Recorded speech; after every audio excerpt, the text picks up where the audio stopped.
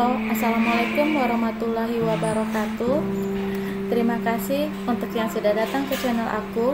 Kalau belum subscribe, tolong jangan lupa di subscribe, kemudian bunyikan lonceng, dan jangan lupa kasih like serta komentar biar aku makin semangat ya. Penantian dalam cinta, episode 75.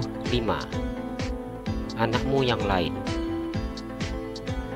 Ya sudah, kalau gitu ayo Bu, kita antar sekarang. Randy mengusap keringatnya.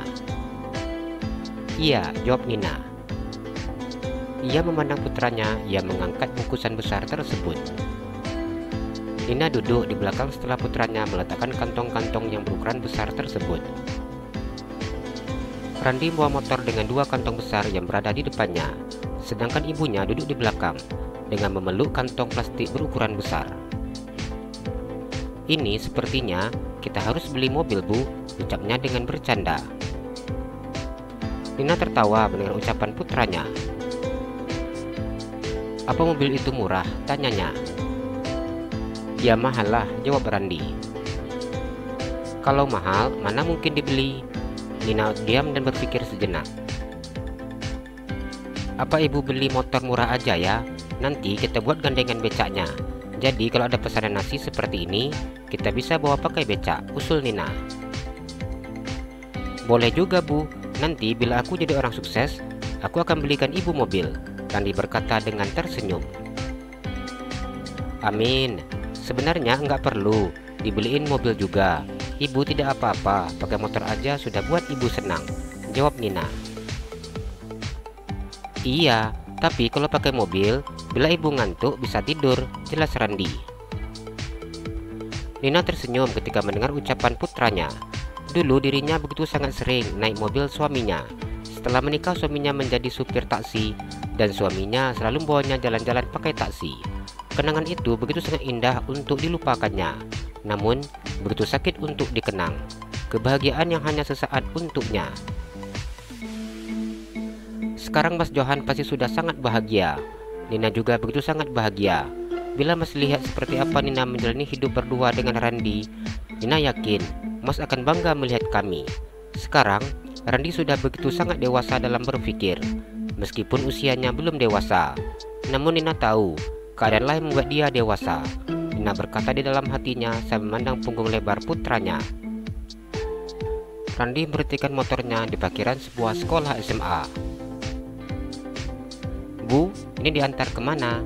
Tanya Randy yang turun dari atas motornya. Katanya ke ruang TU, jawab Nina. Ibu tunggu di sini dulu ya, aku akan langsung ke ruangan TU. Randy mengangkat kantong plastik tersebut di tangannya sebelah kanan dan kiri. Ibu ikut saja, biar ibu bawa yang ini, ucap Nina memandang kantong yang ini dipegangnya. Nggak usah, ibu tunggu aja di sini, ini berat soalnya, nanti aku jemput lagi, Randy berkata dengan tersenyum memandang ibunya dan berjalan menuju ke gedung sekolah. Nina tersenyum dan menganggukkan kepalanya. Padahal ini nggak terlalu berat, ibu bisa angkatnya, tapi anak ibu selalu melarang ibu mengangkat yang berat-berat seperti ini. Nina mengusap air matanya ketika ia mengingat bagaimana dulu suaminya memperlakukannya sama seperti putranya. Suaminya selalu memanjakannya dan tidak memperbolehkan dirinya mengangkat yang berat-berat. Kenapa hari ini Nina selalu ingat Mas Johan? Nina mengusap air matanya dengan cepat. Saya melihat putranya yang berjalan ke arahnya. Ayo Bu, ajak Randy yang mengangkat kantong yang dipegang oleh ibunya. Iya, ibu ambil uangnya dulu, ucap Nina. Ibu, aku berangkat kuliah dulu.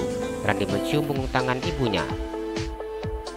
Iya, kuliahnya yang benar ya nak, kuliah yang rajin. Dengerin kalau dosen menjelaskan, Nina menasihati putranya. Randy mengangkat jempolnya. Oke, jawabnya. Nina tersenyum memandang putranya. Dirinya tahu bahwa putranya pasti begitu sangat lelah mulai dari bangun tidur hingga sampai sekarang. Putranya tidak ada istirahat sama sekali. Dan kemudian, putranya juga harus ke kampus untuk kuliah. Aku pergi dulu Bu, Assalamualaikum. Randy tersenyum dan melambaikan tangannya. Waalaikumsalam, jawab Nina. Randi mengendarai motornya menuju ke kampusnya. Motor yang dikendarainya berhenti di parkiran kampus. Meskipun dirinya baru mulai kuliah, namun ia sudah menjadi idola kampus. Bukan hanya teman satu jurusannya saja yang selalu menggodanya. Hampir seluruh mahasiswi dari fakultas yang berbeda ikut serta menggodanya. Di kelas matrikulasi ini, mereka digabung dengan fakultas yang lainnya. Mereka hanya memakai satu gedung fakultas saja, yaitu gedung Fakultas Ekonomi. Di sini, Randi mengenal temannya dari berbagai fakultas yang lulus melalui jalur mahasiswa PBUD, mulai dari Fakultas Hukum, Ekonomi, Pendidikan Keguruan, Teknik, Kedokteran, dan masih ada beberapa fakultas yang lainnya. "Hai bro, sudah datang bro," sapa Rio dengan gaya gaul dan bersemangatnya. Randi begitu sangat sulit menahan tertawanya ketika mendengar gaya bicara teman barunya itu yang terkesan gaul namun lucu. "Iya," jawab Randi. "Hai bro, ada yang kirim salam tuh," Rio tersenyum. "Waalaikumsalam," jawab Randi. "Kok cuma seperti itu bro jawabannya?" Rio merasa tidak puas ketika mendengar jawaban singkat dari temannya. Temannya itu begitu sangat cuek, bahkan tidak menanyakan siapa yang mengirim salam untuknya. "Kalau ada yang kirim salam, ya dijawab dong waalaikumsalam," jawab Randi dengan gaya cueknya. "Kalau orang ganteng memang seperti ini ya, enggak sama seperti aku yang punya wajah pas-pasan. Kalaulah ada yang kirim salam aja ditanggapi dengan sangat serius." Rio memandang sambil berkata dalam hatinya dan memandang wajah temannya. Pria itu mengakui bahwa Randi pria yang tampan. Tubuhnya tinggi, kulit putih, alis mata hitam dan tebal, mata lebar, dan bibir yang sedikit kecil berwarna merah namun tebal.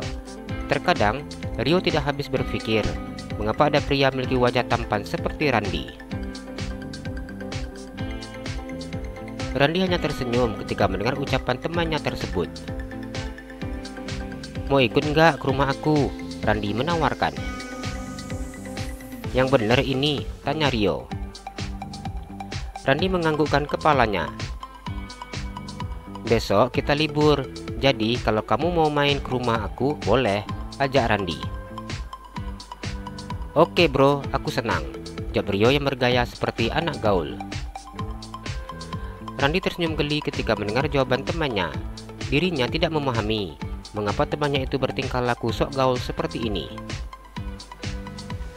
"Tapi ibu aku punya rumah makan, jadi nanti di rumah makan aku bila ramai pasti sibuk," Randi beritahu temannya tersebut. "Tidak apa-apa bro, aku senang membantu. Aku pandai mencuci piring bro," Rio menunjukkan gerak tangannya yang sedang berakting mencuci piring. Randi mengerutkan keningnya ketika menang temannya. Ia kemudian menganggukkan kepalanya. Rasanya baru kali ini dirinya bertemu dengan orang yang memiliki karakter kepercayaan diri yang tinggi seperti Rio. Mereka kemudian memulai kuliahnya ketika dosen yang mengajar mata kuliahnya sudah masuk ke dalam ruangannya.